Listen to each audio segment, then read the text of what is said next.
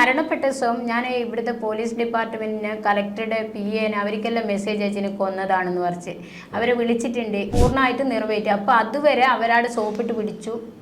അപ്പൊ ഈ മൃതദേഹം ദഹിപ്പിക്കുന്നത് വരെ ഇവരെയൊക്കെ പാർട്ടി കയ്യിലെടുത്തു എന്ന് പറഞ്ഞാൽ നല്ലോണം കയ്യിലെടുത്തു. ആ ADMന്റെ അനുജനെയാണ് കൂടുതൽ കയ്യിലെടുത്തത്. കാരണം അവരെ ആടെ ആ ബോഡി സെർച്ച് ചെയ്യാനോ ദേഹപരിശോധന നടത്താനൊന്നും വിട്ടില്ല. പിന്നെ അത്രയും മണിക്കൂറൊന്നും അവിടെ ഇതാക്കിയില്ലല്ലോ. വളരെ കുറച്ച് സമയം ഉണ്ടായിരുന്നു. അല്ല, ഇവര് പൊതുദർശനത്തിന് കണ്ണൂർ വെച്ചാൽ കണ്ണൂരിലെ ആൾക്കാർ ഇത് കണ്ടുപിടിക്കുമായിരുന്നു. അതുകൊണ്ട് അത് ചെയ്തില്ല. അപ്പൊ ഇന്നലെ അവർ അറിഞ്ഞിട്ടുണ്ട് മരണപ്പെട്ടത്. അതിൽ ഷംസുദ്ദീന് 100% പങ്കുണ്ട്. ഇവര് ഷംസുദ്ദീൻ, കളക്ടർ ഇവരൊന്നും അറിയാണ്ട് ആ മരണം നടക്കില്ല. ദിവ്യ ഇവരൊന്നും അറിയാണ്ട് അത് നടക്കൂല. അത് മലയാളപ്പുഴയിലേക്ക് പോകാതാക്കി അവര് ദിവ്യന്റെ ദൗത്യം പൂർണ്ണമായിട്ട് നിർവഹിച്ചു കൊടുത്തു. അപ്പോൾ ഈ ADM നവീൻ ബാബു കണ്ണൂരിന് പുറത്തേക്ക് പോകാൻ പാടില്ല എന്നുള്ളത് ആരുടെയൊക്കെ താല്പര്യങ്ങളായിരുന്നു. 2 ദിവസം കൊണ്ട് കാണിച്ചു തരാന്ന് പറഞ്ഞത് അവർ അന്ന് തന്നെ എല്ലാം കാണിച്ചു തന്നു. അത് ഇത് തന്നെയാണ് അവർ ഉദ്ദേശിച്ചത് എന്നുള്ളതാണ് ഇപ്പോൾ മനസ്സിലാക്കേണ്ടത്. നമ്മൾ എപ്പോഴായാലും ഒരു ദിവസം മരിക്കണം. ഭീരുവായിട്ട് കേരളത്തിലെ ജനതയോട് എനിക്ക് പറയാമല്ലോ, ഭീരുവായിട്ട് ഇതിനൊക്കെ മാറി നിന്ന് ഭയപ്പെട്ടിട്ട് മാറി നിൽക്കുമ്പോൾ ഇനിയും ഇത്തരത്തിലുള്ള കൊലപാതകങ്ങൾ ഉണ്ടാവും. ഒരുപാട് നല്ല ഉദ്യോഗസ്ഥന്മാർ ഒരുപക്ഷെ മരണപ്പെടും. അതുകൊണ്ട് കണ്ണൂർ ജില്ലയിലെ പാറകള്, ചെങ്കൽ ഖനനം, അതുപോലെ തന്നെ ആറളം ഫാമിന്റെ ആ ഭൂമി ആരുടെ കയ്യിലാണുള്ളത്, അതുപോലെ തന്നെ ചെങ്ങളായി പഞ്ചായത്തിന്റെ ഭൂമി ആരുടെ കയ്യിലാണുള്ളത്, കണ്ണൂര് ഊരത്തൂര് കല്ലാട് മേഖലയിലെ ഭൂമി ആരുടെ കയ്യിലാണ് ഉള്ളത്, അങ്ങനെ കുറേ സത്യസന്ധമായ ഈ സ്ഥലങ്ങള് ദേവസ്വത്തിന്റെ സ്ഥലങ്ങൾ തളിപ്പറമ്പിലെല്ലാം ഉള്ളത്, അതൊക്കെ ശരിക്കും ആരുടെ കയ്യിലാണ്, ഏത് മാഫിയന്റെ കയ്യിലാണ്, ഇതിന്റെ യഥാർത്ഥ സത്യം കൊണ്ടുവരണം. അപ്പൊ അതിനായിരിക്കട്ടെ അന്വേഷണത്തിന്റെ ഉദ്യോഗസ്ഥന്മാരുടെ, അത് കോടതിയുടെ ശ്രദ്ധ അതിനായിരിക്കട്ടെ. നമസ്കാരം. ഇന്ന് നമ്മോടൊപ്പം സ്റ്റുഡിയോയിൽ വീണാമണി എന്ന് പറഞ്ഞ ഒരു വനിതയുണ്ട്. ഇവരെ കേരളത്തിന് പരിചയപ്പെടുത്തേണ്ട ആവശ്യമില്ല. സമകാലീന കേരളത്തിൽ അഥവാ സമകാലീന കേരളത്തെ ഞെട്ടിച്ച ഒരു സംഭവം തന്നെയായിരുന്നു കണ്ണൂർ ADM ആയിരുന്ന നവീൻ ബാബുവിൻ്റെ മരണം. ഈ നവീൻ ബാബുവിൻ്റെ മരണവുമായി വളരെയേറെ പ്രധാനപ്പെട്ട വെളിപ്പെടുത്തലുകൾ നടത്തിയ ഒരു വനിത കൂടിയാണ് നമ്മോടൊപ്പം ഇന്ന് സ്റ്റുഡിയോയിലിരിക്കുന്ന വീണാമണി. മാഡം നമസ്കാരം. നവീൻ ബാബുവിൻ്റെ മരണത്തെ പറ്റി മാഡത്തിന് പല ചാനലുകളിലും മാഡത്തിൻ്റെ നിരവധി വെളിപ്പെടുത്തലുകൾ വന്നിട്ടുണ്ടായിരുന്നു. അവയിൽ പലപ്പോഴും അത് സാധാരണ മനുഷ്യരെ ഞെട്ടിക്കുന്ന വെളിപ്പെടുത്തലുകളായിരുന്നു. ഈ മരണം വളരെ ദുരൂഹമായൊരു രീതിയിലാണ് ഇപ്പോഴും കേരളത്തിൻ്റെ പൊതുബോധത്തിലും മനസാക്ഷിയിലും നിലനിൽക്കുന്നത്. ഇവിടെ മാഡം വെളിപ്പെടുത്തിയതുപോലെ നവീൻ ബാബുവിന് മുനീശ്വരൻ കോവിൽ ഭാഗത്ത് നിന്ന് ആരൊക്കെ ഗുണ്ടകൾ തട്ടിക്കൊണ്ടുപോയി എന്ന് കണ്ടു എന്ന് ഞാനൊരു മാധ്യമത്തിൽ താങ്കളുടെ തന്നെ ഒരു ടെലിഫോൺ സംഭാഷണത്തിൽ അഭിമുഖത്തിൽ കേട്ടു. അങ്ങനെയാണ് എന്നുണ്ടെങ്കിൽ സാധാരണ ഇപ്പോൾ നമ്മളൊരാളെ കുറിച്ചൊരു ആരോപണം ഉന്നയിക്കുമ്പോഴോ അല്ലെങ്കിൽ എന്തെങ്കിലും ഒരു വസ്തുത പറയുമ്പോഴോ അതിന് അടിസ്ഥാനപരമായ ചില വിശ്വാസയോഗ്യമായിട്ടുള്ള കാര്യങ്ങളുണ്ടായിരിക്കണം. ഈ നവീൻ ബാബുവിനെ മുനീശ്വരൻ കോവിലിൻ്റെ ഭാഗത്തു നിന്ന് തട്ടിക്കൊണ്ടുപോയി എന്ന് പറയുന്ന സംഭവം നിങ്ങൾ കാണുമ്പോൾ ഏത് വണ്ടിയിലായിരുന്നു അത്? നവീൻ സാറിൻ്റെ സംഭവത്തിൽ അവിടെ നിന്ന് ഞാൻ വെളിപ്പെടുത്തിയത് നവീൻ സാറിൻ്റെ വീട്ടിൽ നിന്നുള്ള, അതായത് അനുജൻ്റെ വീട്ടിൽ നിന്നുള്ള കുറച്ച് കാര്യങ്ങളായിരുന്നു. പറയാം സാർ. അപ്പോൾ അതുമായി ബന്ധപ്പെട്ടിട്ട് ആദ്യം തന്നെ മുൻകൂർ ഞാൻ പറയുന്നത്, എന്നോട് പെർമിഷൻ ഇല്ലാതെ കുറേ ചാനലുകാർ വാർത്ത പുറത്തു വിട്ടിട്ടുണ്ട്, എന്നോട് പെർമിഷൻ ഇല്ലാതെ. അപ്പം പിന്നെ എൻ്റെ അനുവാദമില്ലാതെ പുറത്തു വിട്ടത് കൊണ്ട് തന്നെ ഞാനിപ്പോൾ കേരളത്തിൽ എൻ്റെ വീട്ടിൽ പോകാത്തത് ADM സാർ മരിച്ച മുതൽ ഞാൻ പോയിട്ടില്ല. താങ്കൾക്ക് അങ്ങനെ ആരുടെ എങ്കിലും ഭാഗത്തു നിന്നൊരു വധഭീഷണി ഉണ്ടോ? അതുകൊണ്ടാണോ വീട്ടിൽ പോകാത്തത്? ഇത് പറയാൻ മറുപടി ഉണ്ടെങ്കിൽ ഇതിന് ഉത്തരം പറയണ്ട. ഒരുപക്ഷെ ഞാൻ മനസ്സിലാക്കുന്നത് വീട്ടിൽ പോകാൻ സാധിക്കുന്നില്ല എന്ന് പറയുമ്പോൾ അവിടെ സ്വൈര്യമായിട്ട് ജീവിക്കാൻ പറ്റാത്തൊരു സാഹചര്യം ഉണ്ടായതിനാലാവണമല്ലോ അങ്ങനെ പോകാതിരിക്കണേ. കേരളത്തിലെ സ്ത്രീകൾക്ക് സുരക്ഷിതമായി സഞ്ചരിക്കാൻ പറ്റുന്നുണ്ടോ ചോദിച്ചാൽ ഇതിനേക്കാണ് ഉത്തരം. ഡൽഹിയിലൊക്കെ പോയാൽ സുരക്ഷിതമായി സഞ്ചരിക്കാൻ പറ്റുന്നുണ്ട്, ഇവിടെ കേരളത്തിൽ പറ്റുന്നില്ല എന്നത് ഒരുപാട് ഉദാഹരണം കാണാൻ പറ്റുന്നുണ്ട്. ഓക്കെ, ഇപ്പൊ എന്റെ ചോദ്യത്തിലേക്ക് തന്നെ ഞാൻ തിരിച്ചു വരുന്നു. ഈ നവീൻ ബാബുവിനെ മുനീശ്വരൻ കോവിൽ ഭാഗത്ത് നിന്ന് വണ്ടിയിൽ കയറ്റിക്കൊണ്ട് പോകുന്നത് താങ്കൾ കണ്ടു എന്നാണ് താങ്കളുടെ തന്നെ ഒരു അഭിമുഖ സംഭാഷണത്തിൽ ഞാൻ കേട്ടത്. അത് താങ്കൾ കണ്ടത് അങ്ങനെയല്ല ഞാൻ പറഞ്ഞു. അതായത് നവീൻ സാറിന് മരണപ്പെടുന്ന ദിവസം ഞാൻ ഒരു വണ്ടിയിൽ വെള്ളം, ഒരു അദ്ദേഹത്തിന്റെ വണ്ടി ADM നവീൻ ബാബു ഉപയോഗിച്ചിരുന്ന വണ്ടി ഒരു വൈറ്റ് ഇന്നോവയാണ്. അതുപോലത്തെ ഒരു വണ്ടിയിൽ കൊണ്ടുപോകുന്നുണ്ട്. അപ്പൊ പക്ഷേങ്കിൽ ഇത് ഇവിടെ ഓട്ടോറിക്ഷയിൽ ഇറക്കിയെന്ന് ഡ്രൈവർ പറഞ്ഞത് തെറ്റുണ്ട്. അപ്പൊ അത് എന്റെ ചോദ്യം അതല്ല.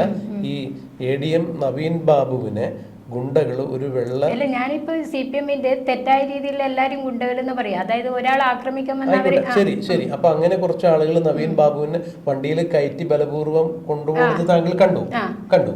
ഓക്കെ, ശരി. അങ്ങനെയാണെന്നുണ്ടെങ്കിൽ ഏതോ ഒരു ബൊലറോ പോലെ അല്ലാന്നുണ്ടെങ്കിൽ ഇന്നോവ പോലത്തെ ഒരു വണ്ടി, അതാണ് താങ്കൾ കണ്ടതായിട്ട് പറയുന്നത്. അത് ഓർമ്മയുണ്ടോ? ഞാൻ കണ്ട വണ്ടി ഓർമ്മയുണ്ട്. പക്ഷേങ്കിൽ ഞാൻ പറയുന്നത് എന്താണെന്ന് അറിയാം, എന്നെ വിസ്തരിക്കുന്നതിന് മുമ്പിൽ ഇവിടുത്തെ കേരളത്തിലെ കണ്ണൂർ ജില്ലയിലെ മുനീശ്വരൻ കോവിലെ ക്യാമറ പരിശോധിക്കണം. തീർച്ചയായിട്ടും അത് വളരെ നിർണായകമാണ്. ഒന്നാമത്തത് മുനീശ്വരൻ കോവിലെ ക്യാമറ പരിശോധിക്കണം. 2 അവിടുത്തെ കലക്ട്രേറ്റിലെ ക്യാമറ പരിശോധിക്കണം. 3 ADM സാറിന്റെ വീടിന്റെ വഴിയിലെ ക്യാമറകൾ പരിശോധിക്കണം. തീർച്ചയായിട്ടും അപ്പൊ അതിന്റെ ഒരു പോയിന്റ് അവിടെ നിന്ന് നമുക്ക് അങ്ങോട്ടേക്ക് നമുക്ക് വരാം. അതെല്ലാം വളരെ വളരെ പ്രധാനപ്പെട്ട കാര്യങ്ങളാണ് താങ്കൾ പറയുന്നത്. എന്റെ ചോദ്യം എന്ന് പറഞ്ഞാൽ ഇങ്ങനെ ഒരു വണ്ടിയിൽ കയറ്റിക്കൊണ്ട് പോകുന്ന കണ്ടു എന്ന് പറഞ്ഞത് ശരി തന്നെയാണ് അല്ലേ? ശരിയാണ്. അപ്പോൾ അങ്ങനെയാണെങ്കിൽ ഞാൻ മറ്റൊരു ചോദ്യം ചോദിക്കട്ടെ. ഇപ്പോൾ താങ്കൾ വളരെ വർഷങ്ങളായിട്ട് പൊതുപ്രവർത്തന രംഗത്തുള്ള ഒരാളാണ്. സ്ത്രീകളുടെയും കുട്ടികളുടെയും അഥവാ അവശത അനുഭവിക്കുന്ന വിഭാഗത്തിനൊക്കെ വേണ്ടിയിട്ട് താങ്കൾ പ്രവർത്തിക്കുന്ന ഒരാളാണ്. ആ രീതിയിൽ നമുക്ക് കുറച്ചും കൂടി മറ്റുള്ള ആളുകളെ അപേക്ഷിച്ച് നിങ്ങളൊക്കെ വിജിലൻ്റ് ആയിരിക്കും. എന്താണ് സമൂഹത്തിൽ നടക്കുന്നത്? അതുകൊണ്ട് തന്നെയാണല്ലോ ഇപ്പോൾ നവീൻ ബാബുവിൻ്റെ മരണത്തിൽ ഇങ്ങനെ ഒരു സംശയം താങ്കൾക്ക് തോന്നാൻ കാരണം. അങ്ങനെയാണെങ്കിൽ ഈ വണ്ടിയുടെ നമ്പർ എന്തെങ്കിലും താങ്കൾക്ക് ഓർമ്മയുണ്ടോ? സാറേ, അത് അവിടെ എന്താണെന്ന് വെച്ചാൽ ഇപ്പം നവീൻ സാറിനെ പോലെ ഒരു ഡെപ്യൂട്ടി കളക്ടർ, അതായത് ആ സാറിന് ഇവിടെ വണ്ടിയിൽ കൂട്ടി പോകണം. മരണപ്പെട്ടതിന് ശേഷമല്ലേ ഇന്നലത്തെ സംഭവം നമ്മൾ ഓർമ്മിക്കുള്ളൂ. ഇന്ന് നമ്മളത് സാറ് പോകുമ്പോ അത് ഇവിടെ ഇതിന്റെ കൊല്ലാൻ കൊണ്ടുവന്നെന്ന് ഓർമ്മിക്കില്ലല്ലോ. അപ്പൊ അതുകൊണ്ട് അതിനെ വലിയ ശ്രദ്ധയിൽപ്പെടുത്തേണ്ട ആവശ്യമില്ല. അതുകൊണ്ടാണ് ഞാൻ പറഞ്ഞ ക്യാമറ സെർച്ച് ചെയ്യണം.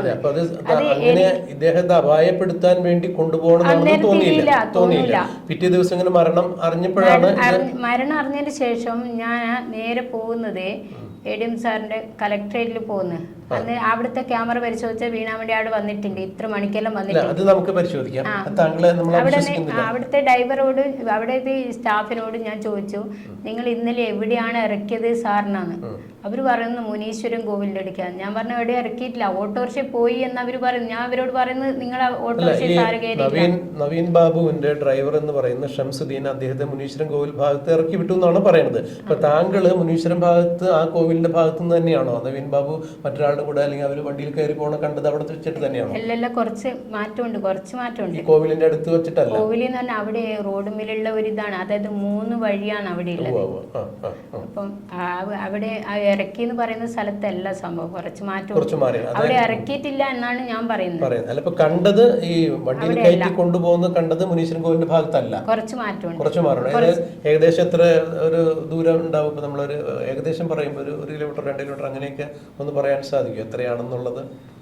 ഏകദേശം ഒരു ദൂരം പറഞ്ഞപ്പോ നമ്മളതൊന്ന് ടേപ്പൊന്നും വെച്ച് നമ്മൾ അളക്കുന്നില്ല. ഇതെന്ന് വെച്ചാല് സംഭവം എന്ന് വെച്ചാൽ അവിടുത്തെ ക്യാമറ പരിശോധിച്ചാൽ മനസ്സിലാവും. അതേ എനിക്ക് പറയാനുള്ളൂ. അല്ല, തീർച്ചയായിട്ടും ക്യാമറ പരിശോധിക്കപ്പെടേണ്ട കാര്യം തന്നെയാണ്. എന്റെ ചോദ്യം ഏതാണ്ട് മുനീശ്വരൻ കോവിലിന്റെ ഭാഗത്ത് വെച്ച് ആ ഒരു പരിസരത്ത് വെച്ച് അല്ലേ, അവിടെ വെച്ചാണ് കണ്ടത്. അപ്പോൾ ഇങ്ങനെ വണ്ടിയിൽ കുറച്ച് ആളുകൾ കയറ്റി പോകുന്നത് കണ്ടു. പക്ഷെ ഒരു സംഘർഷഭരിതമായ അന്തരീക്ഷമായിട്ട് ഓർക്കുന്നുണ്ട്. പിടിവലിയോ അങ്ങനെ എന്തെങ്കിലുമൊക്കെ ഉള്ളത് പോലെ തോന്നിയോ? അത് അന്നേരം മരണപ്പെട്ടപ്പോഴാണ് അതിന്റെ വേദനിക്കുന്ന ഒരു അനുഭവമായിട്ട് തോന്നുന്നത്. ആ സമയത്ത് ഒരു പക്ഷെ അങ്ങനെ ഒരു പിടിയും വലിയൊക്കെ നിങ്ങൾക്ക് അങ്ങനെ തോന്നിയിട്ടില്ല, ഫീൽ ചെയ്തിട്ടില്ല?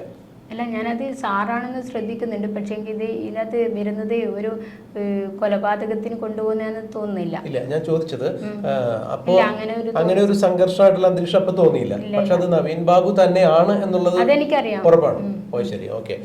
അപ്പോൾ അങ്ങനെയാണെന്നുണ്ടെങ്കിൽ താങ്കളുടെ ഊഹം ശരി തന്നെയാണ്. കാരണം ഡ്രൈവർ ഈ മുനീശ്വരൻ കോവിലിന്റെ ഭാഗത്ത് അദ്ദേഹത്തെ ഇറക്കി എന്ന് പറയുന്നു. അപ്പൊ അല്ല, താങ്കൾ അല്ല, ഒരുപക്ഷെ താങ്കൾ കാണുന്ന സമയവും ഡ്രൈവർ ഇറക്കിയ സമയവും ചിലപ്പോൾ വ്യത്യാസം ഉണ്ടാവാം. അപ്പോൾ അവിടെ ഇറങ്ങിയതിന് ശേഷം താങ്കൾ കാണുന്ന സ്ഥലത്തേക്ക് ഒരുപക്ഷെ അവിടുത്തെ ഓട്ടോറിക്ഷ കയറി പോകുന്ന കണ്ടു എന്നാണ് എന്നോട് ഈ ADMന്റെ ഡ്രൈവർ പറയുന്നതും അവിടുത്തെ സ്റ്റാഫ് മറ്റുള്ളവരും പറയുന്നത്. അങ്ങനെ ഒരു സംഭവം ഉണ്ടായിട്ടില്ല. ഓക്കെ. അപ്പോൾ ഇത് പിന്നെ എന്തുകൊണ്ടാണ് നവീൻ ബാബുവിൻ്റെ മൃതദേഹം വീണ്ടും പോസ്റ്റ്മോർട്ടം ചെയ്യണം എന്ന് താങ്കൾ വീട്ടുകാരോട് പറഞ്ഞതായിട്ടാണ് ഞാനൊരു അഭിമുഖത്തിൽ മനസ്സിലാക്കിയത്. അതായത് നവീൻ ബാബുവിൻ്റെ അനുജൻ അഭിഭാഷകനായ പ്രവീൺ ബാബു, അദ്ദേഹത്തെ താങ്കൾ കണ്ടിരുന്നുവെന്നും താങ്കൾ അദ്ദേഹത്തോട് ഇങ്ങനെ ഒരു കാര്യം പറഞ്ഞു എന്നാണ് ഞാനൊരു അഭിമുഖത്തിൽ മനസ്സിലാക്കിയത്. അത് താങ്കൾ പറഞ്ഞത് തന്നെയാണോ അദ്ദേഹത്തോട്? സാറിന്റെ വീട്ടിൽ പോകുന്നതിന് മുമ്പിൽ ഞാൻ തലേദിവസം രാത്രി ADM സാർ മരിച്ചു എന്ന് പറയുമ്പോൾ അന്ന് അതായത് ഒക്ടോബർ 14 രാത്രി പിന്നെ ആശുപത്രിയിൽ എനിക്കറിയുന്ന ഞാൻ പേര് വെളിപ്പെടുത്തുന്നില്ല, എൻ്റെ കോളുകൾ നോക്കിയാൽ മനസ്സിലാവും. അവിടെ ഞാൻ വിളിച്ചിട്ടുണ്ട്. പരിയാരം മെഡിക്കൽ കോളേജിൽ പോസ്റ്റ്മോർട്ടം ചെയ്യുന്നുണ്ടെങ്കിൽ ഒന്ന് ശ്രദ്ധിക്കണം, ശരിക്കും ഒന്ന് പോസ്റ്റ്മോർട്ടം ചെയ്യുന്നുണ്ടോ, അവിടെ നടക്കുന്നത്. ഒക്ടോബർ 15-ാം തീയതിയാണ് അദ്ദേഹത്തെ മരിച്ച നിലയിൽ കാണുന്നത്. ഒക്ടോബർ 14-ാം തീയതി ആയിരുന്നു അവരുടെ യാത്ര. അപ്പൊ താങ്കളെ വിളിച്ചിരിക്കാൻ സാധ്യത ഒരുപക്ഷെ ഒക്ടോബർ 15-ാം തീയതി ആയിരിക്കണം. ഒക്ടോബർ 15-ാം തീയതി പറയുന്നില്ല, കാരണം ശരിയാണ്. ഓക്കെ, അത് നമുക്ക് വേണമെങ്കിൽ ധാരണ വരാം. അതുകൊണ്ടാണ് ഡേറ്റ് പറയാത്തത്. എന്തായാലും മരിച്ച അന്ന് രാത്രി പിന്നെ ഞാൻ പറയുന്നുണ്ട്, സാറിന്റെ പോസ്റ്റ്മോർട്ടം ചെയ്യുന്നുണ്ടോ ഒന്ന് നോക്കണം എന്ന് പറയുന്നുണ്ട്. അതെന്തുകൊണ്ടാണ്? പരിയാരത്തെ മെഡിക്കൽ കോളേജിൽ ഒരുപാട് ദുരൂഹതകൾ ഉണ്ടെന്ന് എനിക്കറിയാം. അതുകൊണ്ട് സാറിന്റെ മരണവുമായി ബന്ധപ്പെട്ടിട്ട് അവിടുത്തെ ഇവര് സ്റ്റാഫ് പറഞ്ഞ് ഞാൻ ഏൽപ്പിച്ച കാര്യം അവനോട് 12 മണിക്കേക്ക് വിളിക്കുന്നത്, എന്നോട് പറയുന്നത് പോസ്റ്റ്മോർട്ടം ചെയ്തില്ല, അവർക്ക് ബന്ധുക്കൾക്ക് ബോഡി വിട്ടുകൊടുത്ത് MV ജയരാജനും ഒപ്പം പോയിട്ടുണ്ട്. അത് പേര് പറയില്ല, ഫോൺ കോളുകള് പരിയാരം മെഡിക്കൽ കോളേജിലുള്ള ഒരു ജോലിക്കാരനെന്ന് വെക്കാം, അവിടുത്തെ സ്റ്റാഫ്. ആയിക്കോട്ടെ, ശരി. അപ്പൊ ഇതിനു മുമ്പും പരിയാരം മെഡിക്കൽ കോളേജുമായി ബന്ധപ്പെട്ട് ഇതുപോലുള്ള പോസ്റ്റ്മോർട്ടങ്ങൾക്ക് ഇങ്ങനെയുള്ള അട്ടിമറികൾ നടന്നിട്ടുണ്ട്. അതുകൊണ്ട് അനുഭവമുണ്ട്. അതുകൊണ്ട് അതായത് അവിടുത്തെ എന്റെ കയ്യിലുണ്ട് വേറെ ഫയല്, അവിടുത്തെ പോസ്റ്റ്മോർട്ടത്തിന്റെ വേറെയുണ്ട്. അതായത് തെളിയിക്കപ്പെടുമെന്ന് വെച്ചാല് ഞാനത് കോടതിയിൽ കൊടുത്ത കേസുണ്ട്. അപ്പൊ അതിനകത്ത് ഉണ്ട്. അപ്പൊ ആന്തരിക അവയവങ്ങൾ പരിശോധിച്ചില്ല. അതായത് ഭക്ഷണാവശിഷ്ടങ്ങള് ഇത്ര ഗ്രാം ഉണ്ട് എന്ന് പറയുന്നത്. അപ്പൊ അത് പരിശോധിച്ച് ലാബിൽ കൊണ്ടുപോയി പരിശോധിച്ച് അത് സൂക്ഷിച്ചു വെക്കണം. അതുപോലെ തന്നെ അതിനകത്ത് കുറെ വ്യത്യസ്തമായി ഒന്നും ചെയ്തിട്ടില്ല. ഇത് അവരേലും ചെയ്തിട്ടില്ല. മറ്റുള്ള നേരത്തെ നടന്ന പോസ്റ്റ്മോർട്ടത്തിൽ ഈ നവീൻ ബാബുവിന്റെ മരണത്തിൽ CPM-ന്റെ സ്ഥാപിത താല്പര്യക്കാർക്ക് ബന്ധമുണ്ടെന്ന് ആരോപിക്കുന്നത് പോലെ നേരത്തെ ഇപ്പൊ മാഡം പറയുന്ന ആ കൊലപാതകത്തിലും CPM ഏതെങ്കിലും തരത്തിൽ പ്രതികളായിട്ടുള്ള കേസാണോ? അതുണ്ട്. ഓ, അങ്ങനെ അവര് ബന്ധപ്പെട്ടിട്ടുള്ള അല്ലെങ്കിൽ അവർ പ്രതികളെന്ന് സംശയിക്കുന്ന കൊലപാതകങ്ങളില് പോസ്റ്റ്മോർട്ടത്തിൽ നേരത്തെ തിരിമറി ഉണ്ടായിട്ടുണ്ട്. ഇതാണ് താങ്കൾ പറയുന്നത് അല്ലേ? അപ്പൊ ആ അനുഭവത്തിന്റെ അടിസ്ഥാനത്തിലാണ് പരിയാരം മെഡിക്കൽ കോളേജിൽ വിളിച്ചത്. ഈ നവീൻ ബാബുവിന്റെ മരണത്തില് പോസ്റ്റ്മോർട്ടത്തില് ശ്രദ്ധിക്കണം എന്ന് പറയാനുള്ള അടുപ്പം താങ്കൾക്ക് അവിടുത്തെ സ്റ്റാഫിനോട് ഉണ്ട് എനിക്ക്. ഞാൻ ഈ ചാറ്റിയുടെ ഭാഗമായിട്ട് പരിയാരം മെഡിക്കൽ കോളേജിൽ ആദ്യത്തെ ഒരു ലേഡി സൂപ്രണ്ട് ഉണ്ട്, അവരൊരിക്കലും പോവാറുണ്ടായിരുന്നു. അവർക്ക് അവിടെ ഇപ്പൊ അവിടെ അല്ല, അപ്പൊ അവരടുക്ക് പോവാറുണ്ടായിരുന്നു. അങ്ങനെ അവിടെ പരിചയമുള്ള ഒരുപാട് ആൾക്കാരുണ്ട്, അവിടെ നല്ല വ്യക്തികളുണ്ട്. പക്ഷെ ഇപ്പൊ അവിടെ നടക്കുന്നതൊക്കെ പ്രത്യേകിച്ച് ഈ മരണവുമായി ബന്ധപ്പെട്ടിട്ടെല്ലാം ഈ ഡോക്ടർ ശ്രീജിത്ത് അങ്ങനെയുള്ളവരെല്ലാം അവിടെ പോസ്റ്റ്മോർട്ടം ചെയ്യുന്നത് തെറ്റായി. ഇവരെ പേര് ശ്രീജിത്തും ഹെഡ് ഓഫ് ദി ഡിപ്പാർട്ട്മെന്റ് ആണ് പ്രജിത്ത്. അദ്ദേഹം ഒരു CPM അനുഭാവിയാണ്, CPM-ന്റെ പ്രവർത്തകനാണെന്നുള്ളതാണ് നമ്മുടെ അന്വേഷണം. ആദ്യം ഈ ADM സാറിന്റെ ഡ്രൈവറെ ഒന്ന് നാർക്കോ ടെസ്റ്റ് ചെയ്താൽ ഇതിന്റെ മരണത്തിന്റെ ഒന്നാമത്തെ വെളിപ്പെടുത്തൽ തിരിയും. അല്ലെങ്കിൽ അയാളെ ഒന്ന് അടച്ചിട്ട മുറിയിൽ നിന്ന് കുറെ നല്ല രീതിയിൽ ചോദ്യം ചെയ്യുമ്പോൾ മനസ്സിലാവും. ഇതിൽ ദുരൂഹമായിട്ടുള്ള ഒരുപാട് കാര്യങ്ങളുണ്ട്. അതായത് ഇപ്പോൾ ഈ കണ്ണൂർ കളക്ടറായിരുന്ന അരുൺ വിജയ് ഇപ്പോൾ അദ്ദേഹം ഒരു ട്രെയിനിങ്ങിന്റെ ഭാഗമായിട്ട് ഡൽഹിയിലേക്ക് പോയിരിക്കുന്നു. 28-ാം തീയതിയാണ് അദ്ദേഹം വരുള്ളൂ എന്നുള്ളത്. അതും അദ്ദേഹത്തെ മാറ്റി നിർത്തിയിരിക്കുന്ന രീതിയിലാണ് ഇപ്പോൾ ഈ മാധ്യമങ്ങളെല്ലാം ചർച്ച. ADM-ന്റെ ഡ്രൈവർ ഇപ്പൊ കണ്ണൂർ അവിടെ ഇല്ല, ഞാൻ മിഞ്ഞാന്ന് പോയിരുന്നു, അവിടെ ഇല്ല. അപ്പോൾ ഈ ഡ്രൈവർ ഷംസുദ്ദീനും ഇപ്പോ മാറ്റിയിരിക്കുന്നു, ആ ഡോക്ടറും അവിടെ ഇല്ല. ഡോക്ടറും പോസ്റ്റ്മോർട്ടം ചെയ്ത ഡോക്ടറും ഇല്ല. ഇനി പിന്നെ ഇതിൽ മറ്റൊരാൾ കടന്നു വരുന്നത്, ഒന്ന് പ്രധാന പ്രതി എന്ന് അല്ലെങ്കിൽ ഈ കേസിൽ ഏക പ്രതി എന്ന് പറയുന്നത് BP ദിവ്യയാണ്. ദിവ്യന്റെ ചാനൽ, അതായത് ആ ചാനലുകാരനെ ആദ്യം അറസ്റ്റ് ചെയ്യേണ്ടത്. കാരണം ഒരു വിരമിച്ച് പോന്നെയല്ല, അദ്ദേഹം സ്ഥലം മാറി പോന്നെയാ. അപ്പോ ഒരു പെർമിഷൻ ഇല്ലാണ്ട് അവിടെ വന്നിട്ട് അതായത് ഒരു യാത്രയപ്പ് എന്ന് പറഞ്ഞാൽ ഒരു ഉദ്യോഗസ്ഥന്റെ അദ്ദേഹം ചെയ്ത നല്ല കാര്യങ്ങൾ അവിടെ വിവരിക്കേണ്ടത്.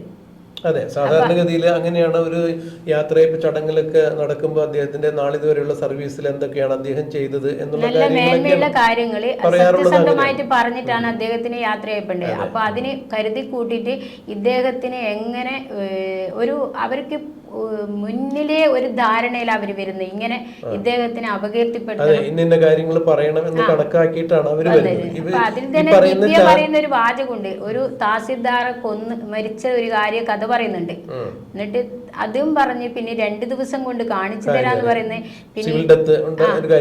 പറയുന്നുണ്ട്. ആ കഥ പറയും. പിന്നെ ഇവിടെ ഉള്ളത് പോലെ ആകരുത് അവിടെ എന്ന് പറയുന്നുണ്ട്. അപ്പൊ ഇവിടെ എങ്ങനെയാണെന്ന് ദിവ്യക്ക് അറിയാത്തോണ്ടാ, ഇവിടെയുള്ള ജനങ്ങൾക്കറിയാം. കണ്ണൂരിൽ അവിടെ എന്തുകൊണ്ട് പൊതുദർശനത്തിന് വെച്ചില്ല, ഈ ചോദ്യത്തിന് ഉത്തരം അവരാ തരേണ്ടത്. മറ്റൊരു ചോദ്യം ചോദിക്കട്ടെ. ഇപ്പൊ ഈ പി ദിവ്യ നവീൻ ബാബുവിന്റെ യാത്രയപ്പ് ചടങ്ങിൽ സംബന്ധിച്ച് സംസാരിക്കുമ്പോൾ അത് വീഡിയോയിലാക്കിയത് ചാനലുകാരനെതിരെ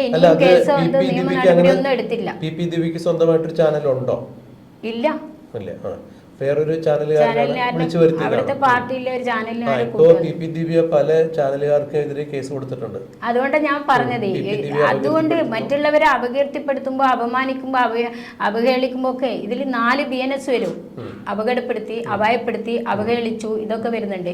അപ്പൊ ആ BNS എടുത്തിട്ട് അവർക്ക് ഡ്രൈവർക്കെതിരെ പിന്നെ ഈ അതായത് ചാനലുകാരനെതിരെ, ആ റിപ്പോർട്ടർക്കെതിരെ, അതായത് ഇപ്പൊ നവീൻ ബാബുവിനെ അപകീർത്തിപ്പെടുത്തുക എന്നുള്ള ഉദ്ദേശത്തോടു കൂടി പി ദിവ്യ ഒരു ചാനലുകാരനെ കൊണ്ടുവന്നു. അത് ആ ദൃശ്യങ്ങളൊക്കെ പകർത്തിയെടുത്തു. ആ ദൃശ്യം പകർത്തി അവരോട് പെർമിഷൻ ഇല്ലാണ്ട് അത് പുറത്തു വിട്ടു.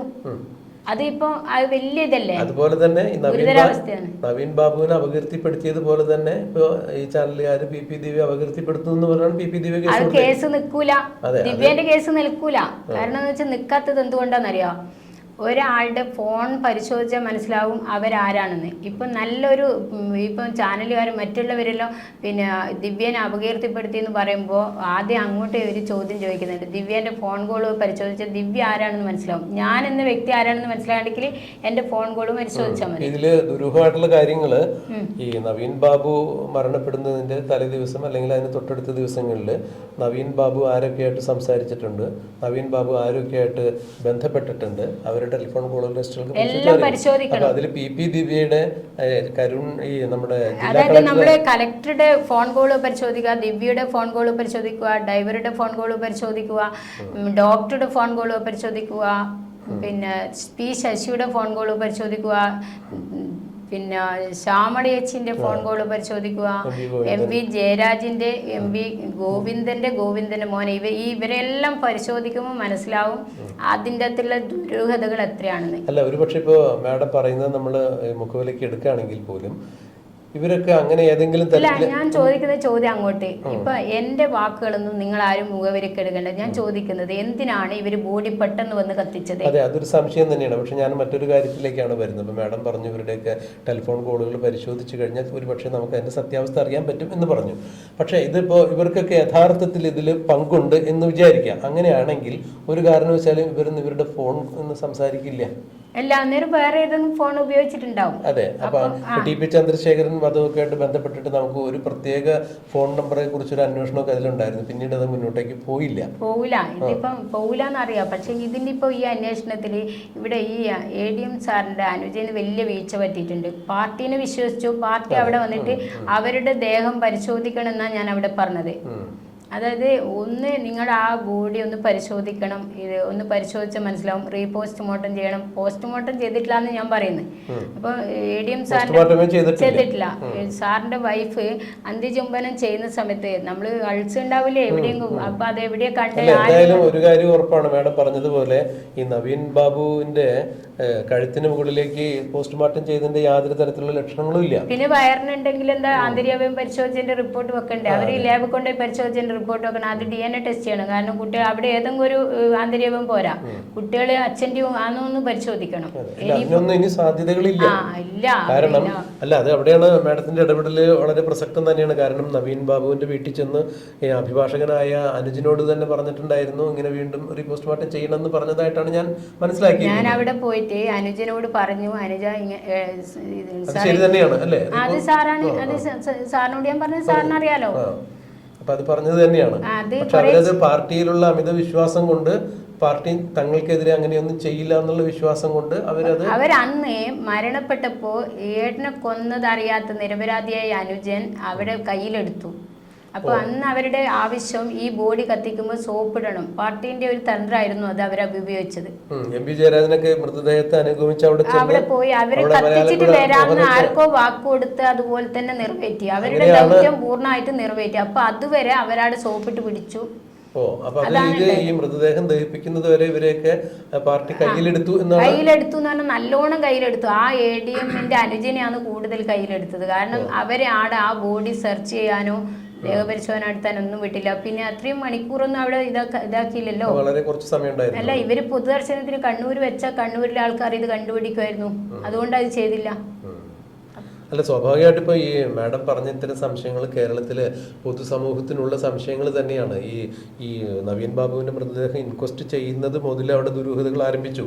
വീട്ടുകാർ വന്നിട്ട് വീട്ടുകാരുടെ സാന്നിധ്യത്തിലായിരിക്കണം, അതൊക്കെയാണ് ചട്ടം. ഞാൻ അതൊക്കെ ചോദിച്ച ചോദ്യമാണല്ലോ. അതായത് ഞാൻ ചോദിച്ച ചോദ്യം, ഒന്നാമത്തെ ചോദ്യം തന്നെ പോലീസ് നായനെ കൊണ്ടുവന്നിട്ടാണ് അവിടെ മുറി പരിശോധിക്കേണ്ടത്. അത് ചെയ്തില്ല. പിന്നെ ഭാര്യയോ അല്ലെങ്കിൽ രക്തബന്ധത്തിലുള്ളവരോ വന്നിട്ട് ഒപ്പിട്ട് കൊടുക്കണം. പിന്നെ ഈ അതായത് പുറത്തും അകത്തും പൂർണ്ണ നഗ്നയാക്കിയിട്ടാണ് ആത്മഹത്യ അല്ലെങ്കിൽ മരണം നടന്നവരുടെ ഇത് ചെയ്യേണ്ടത്. അപ്പൊ അതിന് വീഡിയോ പിടിക്കണം, അതുപോലെ തന്നെ ഫോട്ടോ എടുക്കണം. ഈ വീഡിയോസും ഫോട്ടോസൊക്കെ കോടതി കൊടുക്കേണ്ടതാണ്. അപ്പൊ അതിനെ പറ്റിയൊന്നും അന്വേഷണ റിപ്പോർട്ടും കേസ് ഡയറിയൊക്കെ 12-ാം തീയതി കോടതിയിൽ കൊടുത്തിട്ടുണ്ട്. അതിൽ എന്തൊക്കെയാണെന്നുള്ളത് ഇല്ല, ഫോട്ടോസ് ഒന്നും കൊടുക്കാൻ സാധ്യത ഇല്ല. എന്ന് വെച്ചാൽ അത് നമ്മുടെ ഊഹമാണ്. ഇപ്പോൾ അത് മാഡം പറയണത് ഇത്തരം കാര്യങ്ങൾ പ്രമാദമായിട്ടുള്ള കേസുകൾ ഉണ്ടാകുമ്പോൾ ഇത്തരം കാര്യങ്ങളൊക്കെ ശ്രദ്ധിക്കേണ്ടത് തന്നെയാണ്. അതെന്തായാലും പോലീസിന്റെ ഭാഗത്തുനിന്നോ അല്ലെങ്കിൽ നിയമവൃത്തങ്ങളിൽ നിന്ന് ഇത്തരം ചോദ്യങ്ങളൊക്കെ അവർക്കും വരാൻ ഇടയുണ്ടെന്ന് കണ്ടാൽ. അന്ന് മരണപ്പെട്ട ദിവസം ഞാൻ ഇവിടുത്തെ പോലീസ് ഡിപ്പാർട്ട്മെന്റിന് കളക്ടറുടെ PA അവർക്കെല്ലാം മെസ്സേജ് അയച്ചിന് കൊന്നതാണെന്ന് പറഞ്ഞ് അവരെ വിളിച്ചിട്ടുണ്ട്. അല്ല, അങ്ങനെ ഒരു സംശയം താങ്കൾക്ക് തോന്നാൻ എന്താണ് കാരണം? അതായത് ഇന്നലെ ഞാൻ കണ്ട ഒരു വ്യക്തി ഇന്ന് മരണപ്പെട്ടു എന്ന് പറയും, തൂങ്ങി മരിച്ചു എന്ന് പറയുന്നത്. അപ്പൊ തൂങ്ങി മരിച്ചെന്ന് പറയുമ്പോൾ ഞാൻ അവിടെ ഈ തൂങ്ങി മരിച്ച അവിടെയുള്ള കുറച്ച് ആൾക്കാരുണ്ട്, അവിടെ ആ സ്ഥലത്തിൻ്റെ അടുക്ക. അപ്പോൾ ഞാൻ ചോദിച്ചു ഇതിന്റെ കാരണങ്ങൾ എങ്ങനെയായിരുന്നു, മരണം എങ്ങനെയാണെന്ന്. അപ്പൊ ഇത് ചെറിയ നൂല് പോലത്തെ നങ്കീസ്. അപ്പൊ ആ തൂങ്ങി മരണത്തിൽ അങ്ങനെ ഒരു സംഭവം ഉണ്ടാവില്ല. കാരണം എന്ന് വെച്ചാൽ ഒന്നുകിൽ ആ നങ്കീസ് പൊട്ടി താഴെ വിടും, അതല്ലെങ്കിൽ പിന്നെ കഴുത്ത് മുറിഞ്ഞു പോകും. രണ്ടിലേതും. ആ കയറിന് ചെറിയ നങ്കീസിന് ബലം, 55 കിലോഗ്രാം തൂക്കൊണ്ട് അദ്ദേഹത്തിനാണ് എന്നാണ്. അല്ലെങ്കിൽ അത് ആര് കണ്ടു, ഇവിടെ ആരാണ് കണ്ടത്? അതായത് ആദ്യം ഇവിടെ വേറെ ഉണ്ട്. അതായത് ആ മുറിയിലേക്ക് വരുമ്പോൾ തന്നെ വാതിൽ തുറന്നിട്ട് എന്ന് പറയുന്നത്. ഇപ്പം ഞാൻ സാറേ വേറൊരു വീട്ടിൽ പോകുമ്പോൾ വാതിൽ തുറന്നിട്ടെന്ന് വെച്ചാൽ ഭയന്നിട്ട് അയൽവക്കത്ത് വിളിക്കേണ്ട ആവശ്യമില്ല. അപ്പൊ അവിടെ എന്തോ ദുരൂഹതയില്ലേ? വാതിൽ തുറന്നിട്ട് സാറിന് എന്താ വാതിൽ തുറന്ന് ബാത്റൂമിൽ പോകേണ്ടി വരൂലേ? അപ്പൊ ഇന്നലെ അവരറിഞ്ഞിട്ടുണ്ട് മരണപ്പെട്ടത്. അതിൽ ഷംസുദ്ദീന് 100% പങ്കുണ്ട്. ഇവര് ഷംസുദ്ദീൻ, കളക്ടർ ഇവരൊന്നും അറിയാണ്ട് ആ മരണം നടക്കില്ല. ദിവ്യ ഇവരൊന്നും അറിയാണ്ട് അത് നടക്കൂല. അത് മലയാളപ്പുഴയിലേക്ക് പോകാതാക്കി അവര് ദിവ്യന്റെ ദൗത്യം പൂർണ്ണമായിട്ട് നിർവഹിച്ചു കൊടുത്തു. അപ്പോൾ ഈ ADM നവീൻ ബാബു കണ്ണൂരിന് പുറത്തേക്ക് പോകാൻ പാടില്ല എന്നുള്ളത് ആരുടെയൊക്കെ താല്പര്യങ്ങളായിരുന്നു. 2 ദിവസം കൊണ്ട് കാണിച്ചു തരാന്ന് പറഞ്ഞത് അവർ അന്ന് തന്നെ എല്ലാം കാണിച്ചു തന്നു. അത് ഇത് തന്നെയാണ് അവർ ഉദ്ദേശിച്ചത് എന്നുള്ളതാണ് ഇപ്പോൾ ഇതിൽ നിന്ന് മനസ്സിലാക്കേണ്ടത്. അപ്പം എന്തായാലും വീണാമണി മാഡം പങ്കുവച്ചിരിക്കുന്നത് അതീവ ഗുരുതരമായിട്ടുള്ള വിഷയങ്ങൾ തന്നെയാണ്. ഇത് അദ്ദേഹം പറയുന്നത് ഇത് ഞാൻ കണ്ടതാണ്, പക്ഷെ അന്നേരം കണ്ട സമയത്ത് ഇത് ഇങ്ങനെ അപായപ്പെടുത്താൻ കൊണ്ടുപോകുന്നതാണെന്ന് മനസ്സിലായില്ല. പിറ്റേ ദിവസം മരണവിവരം അറിഞ്ഞപ്പോഴാണ് അവർ ഇത് അങ്ങനെ തന്നെ ആയിരിക്കാം എന്ന് വിചാരിച്ചത്. ഇതിപ്പോൾ ഇതുമായിട്ട് ബന്ധപ്പെട്ട് ഏതെങ്കിലുമൊക്കെ കോടതിയിൽ ഇത് പറയേണ്ടി വന്നാൽ താങ്കൾ അത് പറയും? ഞാൻ എല്ലാ സ്ഥലത്തും എൻ്റെ ജീവനിലെടുത്തോളം പറയും. പക്ഷേ ആർക്ക് വേണമെങ്കിലും എന്നെ കൊല്ലാം, പക്ഷേ എൻ്റെ ശരീരത്തിനല്ലേ കളയാൻ പറ്റും. നമ്മൾ എപ്പോഴായാലും ഒരു ദിവസം മരിക്കണം. ഭീരുവായിട്ട് കേരളത്തിലെ ജനതയോട് എനിക്ക് പറയാമല്ലോ, ഭീരുവായിട്ട് ഇതിനൊക്കെ മാറി നിന്ന് ഭയപ്പെട്ടിട്ട് മാറി നിൽക്കുമ്പോൾ ഇനിയും ഇത്തരത്തിലുള്ള കൊലപാതകങ്ങൾ ഉണ്ടാവും. ഒരുപാട് നല്ല ഉദ്യോഗസ്ഥന്മാർ ഒരുപക്ഷെ മരണപ്പെടും. അതുകൊണ്ട് കണ്ണൂർ ജില്ലയിലെ പാറകൾ, ചെങ്കൽ ഖനനം, അതുപോലെ തന്നെ ആറളം ഫാമിൻ്റെ ആ ഭൂമി ആരുടെ കയ്യിലാണുള്ളത്, അതുപോലെ തന്നെ ചെങ്ങളായി പഞ്ചായത്തിൻ്റെ ഭൂമി ആരുടെ കയ്യിലാണുള്ളത്, കണ്ണൂർ ഊരത്തൂര് കല്യാട് മേഖലയിലെ ഭൂമി ആരുടെ കയ്യിലാണ് ഉള്ളത്, അങ്ങനെ കുറേ സത്യസന്ധമായ ഈ സ്ഥലങ്ങൾ, ദേവസ്വത്തിൻ്റെ സ്ഥലങ്ങൾ തളിപ്പറമ്പിലെല്ലാം ഉള്ളത്, അതൊക്കെ ശരിക്കും ആരുടെ കയ്യിലാണ്, ഏത് മാഫിയൻ്റെ കയ്യിലാണ്, ഇതിൻ്റെ യഥാർത്ഥ സത്യം കൊണ്ടുവരണം. അപ്പോൾ അതിനായിരിക്കട്ടെ അന്വേഷണത്തിൻ്റെ ഉദ്യോഗസ്ഥന്മാരുടെ, അത് കോടതിയുടെ ശ്രദ്ധ അതിനായിരിക്കട്ടെ താഴ്മയായി അപേക്ഷിച്ചു. തീർച്ചയായിട്ടും ഇതുമായിട്ട് ബന്ധപ്പെട്ടിട്ട് അന്വേഷണ ഉദ്യോഗസ്ഥന്മാരുടെ മുമ്പിൽ വേറെ എവിടെയെങ്കിലും മൊഴി കൊടുക്കാൻ താങ്കൾ തീർച്ചയായിട്ടും സന്നദ്ധതയാണ്. ഞാനത് ഇതിപ്പോൾ എന്ന് വെച്ചാൽ ആദ്യം ഞാനത് രഹസ്യമായിട്ട് കോടതിയുടെ ശ്രദ്ധയിൽപ്പെടുത്തണമെന്ന് പറഞ്ഞുകൊണ്ട് രഹസ്യമായിട്ട് ആരും കേൾക്കാതെ അഡ്വക്കേറ്റിനോട് പറഞ്ഞ കാര്യമാണ്.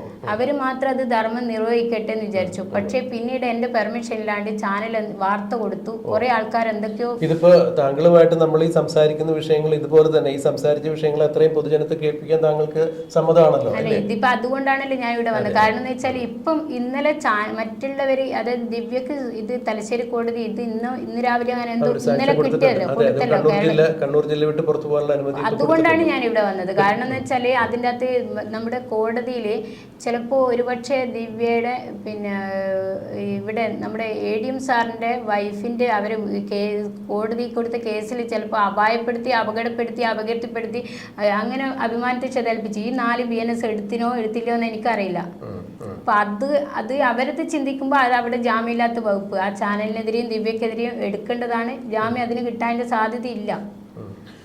ജാമ്യം ഇപ്പോൾ പി ദിവ്യക്ക് ഇപ്പോൾ ജാമ്യം കൊടുത്തിരിക്കുന്നത് താൽക്കാലിക ജാമ്യം തന്നെയാണ്, സ്ഥിര ജാമ്യമല്ല. ഇപ്പോൾ കേസിൻ്റെ അന്വേഷണം നടക്കുകയാണല്ലോ, ആ കാര്യത്തിൽ നമുക്ക് കൂടുതൽ എന്തെങ്കിലും ഒന്നും സംസാരിക്കാൻ പറ്റത്തില്ല. അപ്പോൾ എന്തായാലും ഇത്രയും വിലപ്പെട്ട വിവരങ്ങൾ ഒരുപക്ഷെ തൻ്റെ ജീവന് വരെ ഭീഷണിയുണ്ടെന്ന് മനസ്സിലാക്കിയിട്ടും ഒരു വലിയൊരു ഉദ്യോഗസ്ഥനെ ഇതെന്താ ഞാനിപ്പോൾ ഇവിടെ ആദ്യം ഞാൻ രഹസ്യമായിട്ട് പറഞ്ഞ കാര്യം ഇപ്പം പരസ്യമായിട്ട് പറയാൻ കാരണം എന്ന് വെച്ചാൽ ആരൊക്കെ എന്തെല്ലോ രീതിയിൽ വാർത്ത കൊടുക്കുന്നത്. അപ്പൊ അതുകൊണ്ട് എന്താണ് എന്റെ യഥാർത്ഥ വസ്തുത എന്താണെന്ന് അറിയണം, അത് കോടതി അറിയണം എന്ന് വിചാരിച്ചു കാര്യം തന്നെയാണ്. കാരണം ഇതുപോലുള്ള നാട്ടില് ഇത് ഒരു വലിയ കുറ്റകരമായ സംഭവം നടക്കുമ്പോൾ അതിനെക്കുറിച്ച് പ്രതികരിക്കാൻ ആരും മുന്നോട്ട് വരാൻ സാധ്യത കുറവാണ്. അപ്പൊ ഇങ്ങനെയുള്ള പ്രമാദമായ വിഷയങ്ങളിൽ താൻ കണ്ട കാര്യങ്ങളാണ്, താൻ ഈ വിഷയം ആരോട് പറയാൻ തയ്യാറാണ് എന്നൊക്കെ ധൈര്യസമേതം, ഒരുപക്ഷെ അദ്ദേഹത്തിന്റെ ജീവന് വരെ ഭീഷണിയുണ്ട് എന്നുള്ളൊരു അവസ്ഥയിൽ നിൽക്കുമ്പോഴും ഇനി നാട്ടിൽ ഇങ്ങനെ ഒരു കാര്യം സംഭവിക്കാൻ പാടില്ല എന്ന സാമൂഹ്യ പ്രതിബദ്ധതയോടുകൂടി ഒരു കാര്യം ഇങ്ങനെ ഒരു ചാനലിന് മുമ്പിൽ വന്ന് പറയുന്നത് വലിയൊരു സാമൂഹ്യ പ്രതിബദ്ധത തന്നെയാണ്. അതൊരു പൗരധർമ്മമാണ്. ഇത്തരം കാര്യങ്ങൾ പൊതുജനത്തോട് ധൈര്യപൂർവ്വം വിളിച്ചു പറയാൻ. നല്ലൊരു ബഹുമാനപ്പെട്ട ADM സാർ അത്രയും നീതിമാനായ ഒരു നല്ലൊരു ADM ആയിരുന്നു. അതുകൊണ്ടാണ് അത്രയും നല്ലൊരു ഉദ്യോഗസ്ഥനായിരുന്നു. അപ്പോൾ ഇനിയും ഇതുപോലുള്ള ഒരു സംഭവങ്ങൾ ഉണ്ടാകാതിരിക്കാൻ വേണ്ടി ധൈര്യപൂർവ്വം ഇനിയും ഇതുപോലുള്ള പൊതുപ്രവർത്തകരും സാമൂഹ്യ നന്മ ആഗ്രഹിക്കുന്ന ആളുകളും മുന്നോട്ട് വരട്ടെ, അവർക്കിതൊരു വലിയൊരു മാതൃകയാവട്ടെ എന്ന് പറഞ്ഞുകൊണ്ട് ഇത്രയും വലിയ വിവരങ്ങൾ നമ്മോട് പങ്കുവെച്ച വീണാമണി മാഡത്തിന് വലിയ നമസ്കാരം, നന്ദി.